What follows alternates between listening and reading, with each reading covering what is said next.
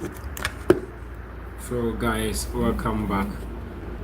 Welcome back, and good evening once again. As we said, we will come back with a spiritualism. We will come and look at some spiritual, some spiritual background, spiritual history in Ghana, because we are in our Ghana month.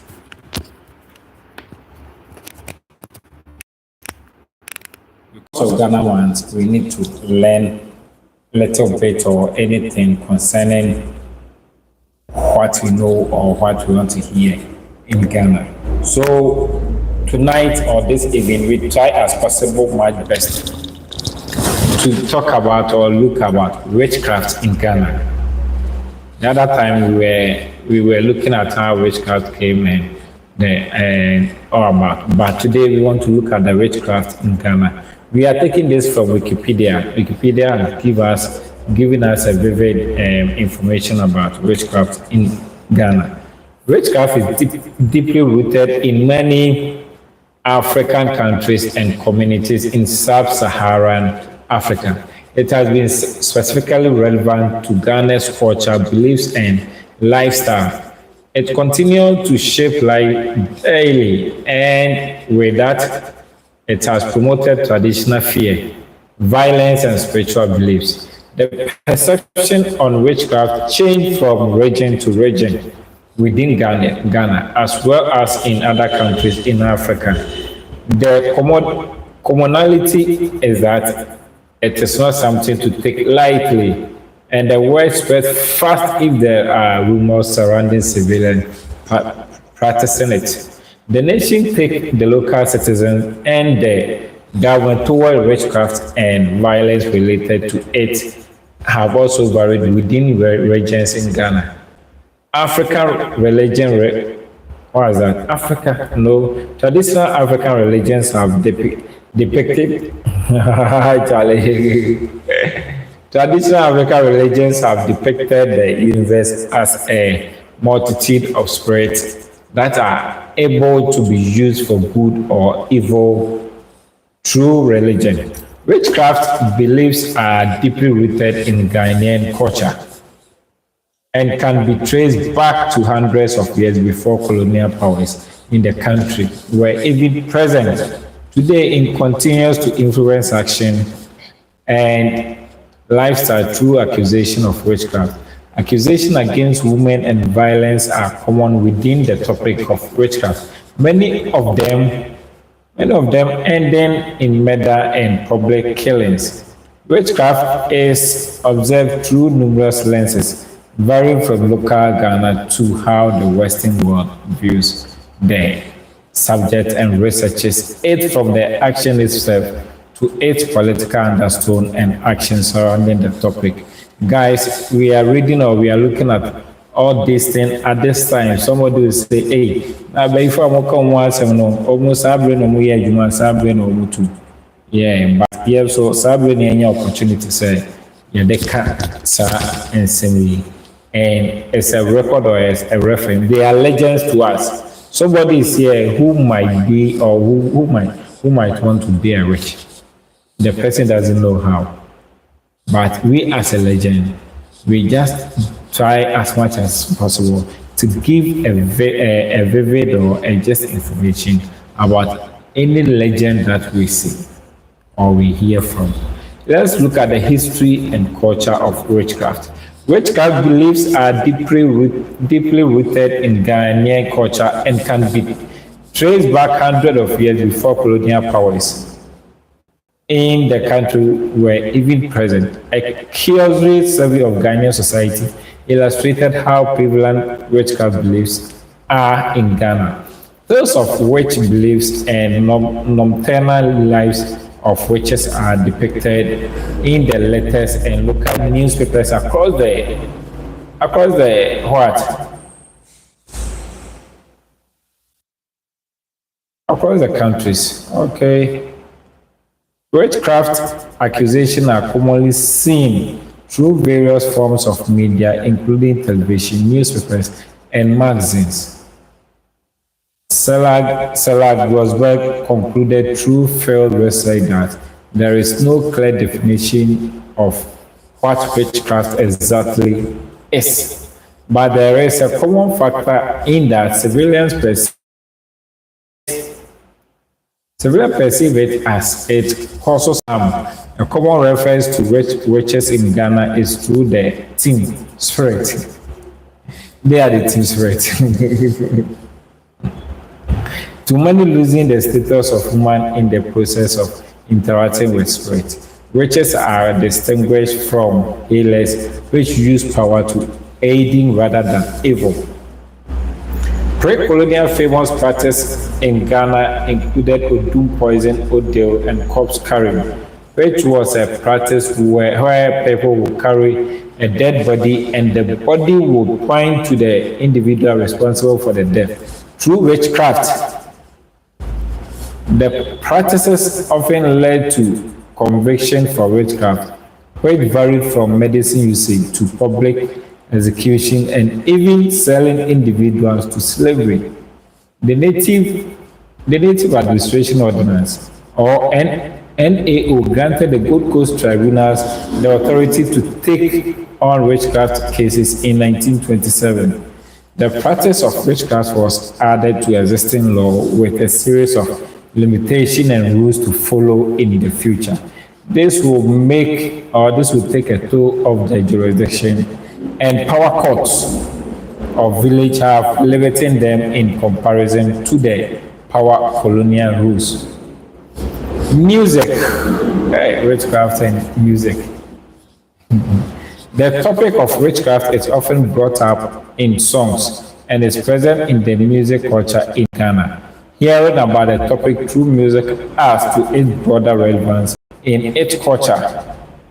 Sung in Akan, the dominant non-English language in Ghana, popular songs reference witchcraft as explanation for things such as infertility, alcoholism, and death. The constant negativity relating to the subject support the fear in witchcraft engage in Ghanaian culture, leading to acts of violence as response to possible threats, rumors, and observation. Legal trials to witchcraft inspired much song written and report to increase radio airtime to music related to the themes of witchcraft presented in court, reaffirm the relevance of the beliefs of witchcraft in culture, entertainment, and legal space. So is witchcraft a religion or what? Let's look at the spirit children. A spirit child in Ghana is this able child who is believed to possess. In Ghana, if you are disabled, then we believe or we say that you are a witch or a witch child. As a result of accusation of a spirit child in Ghana is disabled child who is believed to possess magical powers to cause misfortune. Disability in Ghana is greatly stigmatized, and the only way considered acceptable to deal with the problem is to kill them via advice by a witch doctor. Spirit children are referred to as Chichuru or King Kiriko in the Kasena Nanka district in northern Ghana. These children primarily come from poor rural areas. However, if a spirit child is known to be good, there are no punishment for the child or their family. Violence against women. After that, then we look at the witch camp. Violence against women as a result of accusation of magic and witchcraft. Reports of women being lynched, burned, and beaten became common. Many women across Ghana live in a constant fear of being accused and not being allowed to explanation. The existence of witch camps and government intervention have been some of the local national response to violence resulting from accusation of witchcraft activities. Witch camp. A witch camp is a place for women to seek refuge from being killed by local citizens and neighbors and can reach a sense of safety. They are said to have been active for more than 100 years. Traditionally, these camps are run by tindanas or local chiefs able to cleanse women and community of any danger from witchcraft. Today, they are still run by local chiefs, but they are threatened to being shut down by the government. Up to 1,000 women have reportedly lived in these camps with very limited resources, include lack of running water and electricity. FIDA has advocated for the closing and abolition of witchcraft camps as part of a movement against violence and women's rights. The government of Ghana has condemned witch camps but has rarely addressed violence related to the subject of witchcraft through direct action and protocols.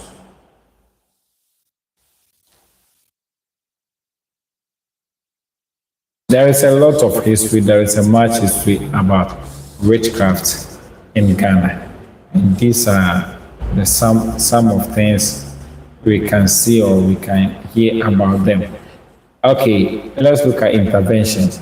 A famous case in 1930, reported by the Gold Coast Times, dealt with a woman in the town of Winneba, Ghana, who was ordered by a local tribe to be tested through the oracle. The oracle was a shrine located at the Akan state of Achem Ebuakwa, commonly used to determine the state of innocence of a woman dealing with witchcraft accusations. The practice involved a Tongo priest stabbing a fowl and throwing it down. The way the bird fell determined if the woman were to be innocent or guilty. A witchcraft practice. If the bird fell breast down, a woman will be reassured as innocent.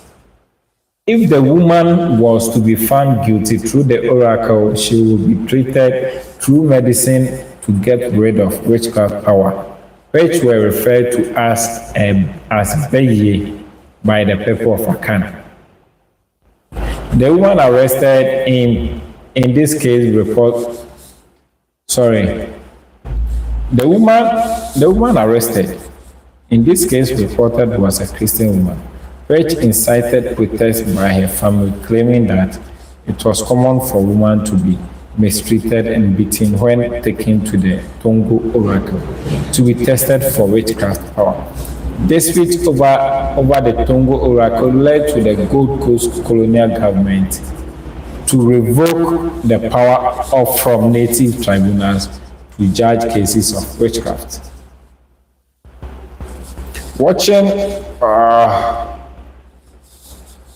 Witch hunting became outlawed after this case in 1930, but later revision in 1932 allowed.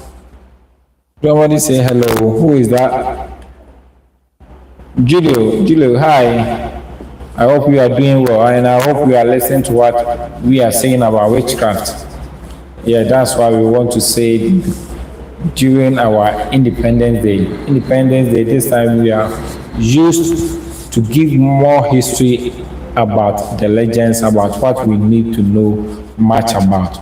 Witch hunting became outlawed after this case in 1930, but later revision in 1932 allowed for voluntary participation to be available. Conflict rose when village chiefs would imprison or fine people for involvement with witchcraft, even after it was outlawed by colonial rule. In modern times, the existence of non-profit organizations such as Go Home serves accuse women in reconciling with their village and reach peace with neighbors and family members.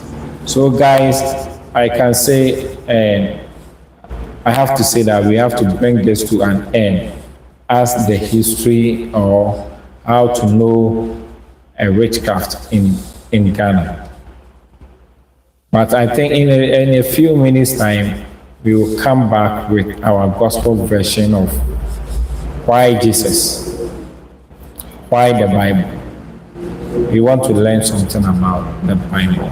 So in a few minutes' time, we will come back. Stay tuned and be blessed. Thank you very much for listening to us.